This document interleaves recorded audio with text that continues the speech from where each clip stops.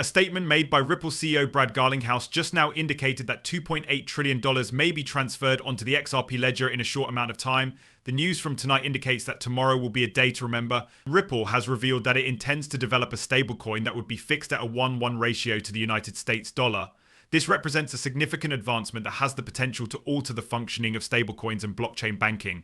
The stablecoin market is currently in A. The current value of approximately $150 billion is anticipated to increase to more than $2.8 trillion by the year 2028. According to Brad Garlinghouse, the chief executive officer of Ripple, who expressed his enthusiasm for this endeavor, this is a natural step for Ripple to continue bridging the gap between traditional finance and crypto. Institutions who are expanding their operations into this sector are doing well by collaborating with. This absolutely enormously significant piece of information could not have been communicated at a more opportune moment.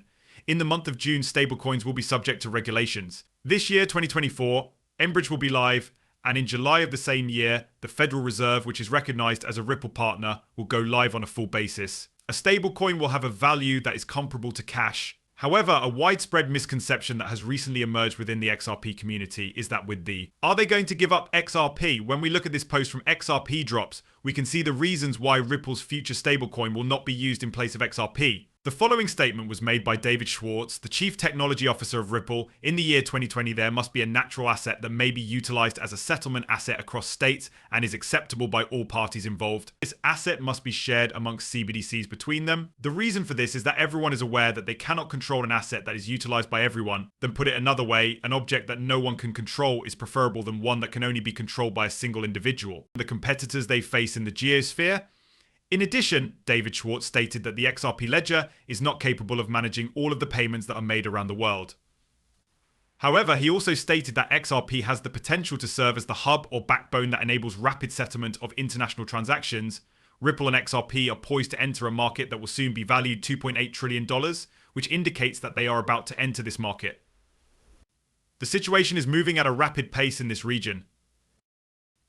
As time goes on, we are getting closer and closer to the point at which the value of XRP will spike through the roof. Tomorrow, April 8th, 2019, is going to be a day that will be remembered for a long time, and it is possible that it could be a very significant day for Ripple and XRP.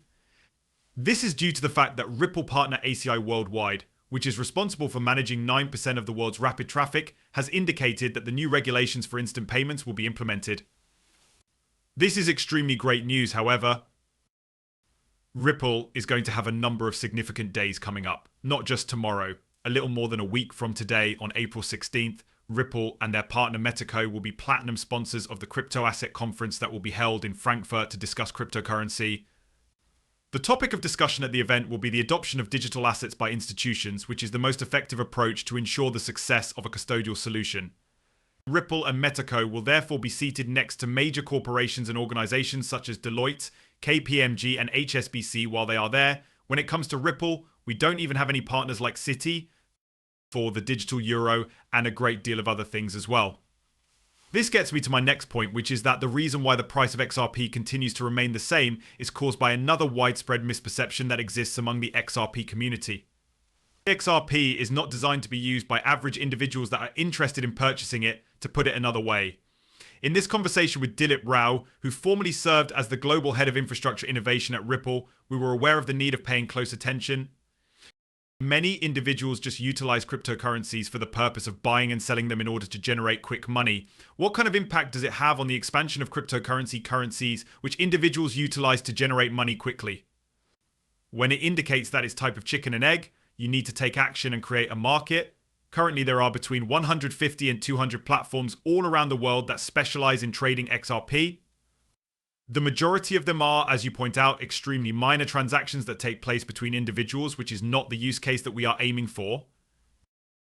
That smart firms are utilizing XRP as a financial asset in order to bridge the gap between them and other organizations. Would this be harmful or hurtful? A great deal of noise is produced by it. Additionally, we do not want that much cacophony. However, we may have to wait. To add insult to injury, the majority of the XRP that was sold during the most recent quarter was to institutional customers. We are going to begin using this for wholesale as soon as it is no longer being utilized for retail and is instead being used by institutions. What is done with money, this is the point at when things will begin to diverge. From what Ali G has shared with us, it is clear that this is not the first time that we have heard this. It is made very apparent in this video from the cabinet discussion that took place in the United Kingdom in 2018 that XRP and the XRP ledger were not intended to be utilized for retail transactions. I ask that you watch it thoughtfully.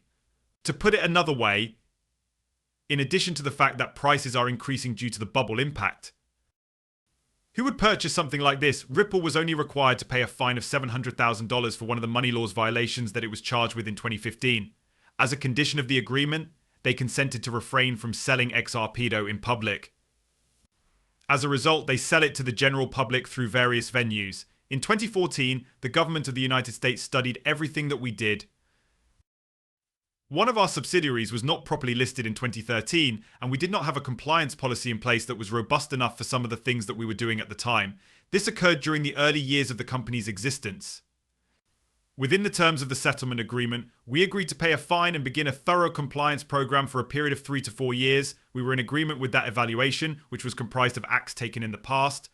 Ripple was able to reach an agreement, a set was created, and additionally, Ripple is prevented from selling Ripple to the general public at this time. Ripple does not, therefore, determine the prices that are charged at stores. As a result of the fact that XRP was not designed for everyday use, relationships are of high significance. They are of great significance, and we are aware that Ripple possesses more than 500 of them. Given that they are corporations, they have not disclosed the number of additional ones they possess. As a matter of fact, they do have covert connections with one another. For this new financial and monetary system, Ripple has been working to establish the foundation and infrastructure necessary for its operation. The new infrastructure, as well as gratitude to their collaborative efforts and the progress that has been made. Additionally, XRP was not designed for everyday people, rather, it was developed for organizations. The fact that institutions are beginning to utilize cryptocurrency at this very moment will lead the price of XRP to skyrocket exponentially. By listening to this conversation with a former employee of Ripple, we may learn that the company has good ties with banks all around the world and that these banks will use XRP. The main FedNow service is demonstrated in this video as it facilitates deals for crypto assets. People may be heard discussing the central bank's essential hub for payment networks, which is the same thing as FedNow, as well as the ways in which banks can use XRP to make it simpler for them to conduct business with one another. The flow of China's economy. What if, on the other hand, Alpha Bank and Beta Bank were able to combine without having to go through that process? One example would be the utilization of XRP. To put it another way, this is the digital asset that is included with the Ripple agreement ledger. This might be a way for them to get along with one another. As a result, in contrast to the previous instances, the HIFOS were using fiat cash from the very beginning to the very end. Each and every link along the road utilized fiat currency. When it comes to connecting with one another, virtual cash might be of assistance to financial institutions such as Alpha Bank and Beta Bank.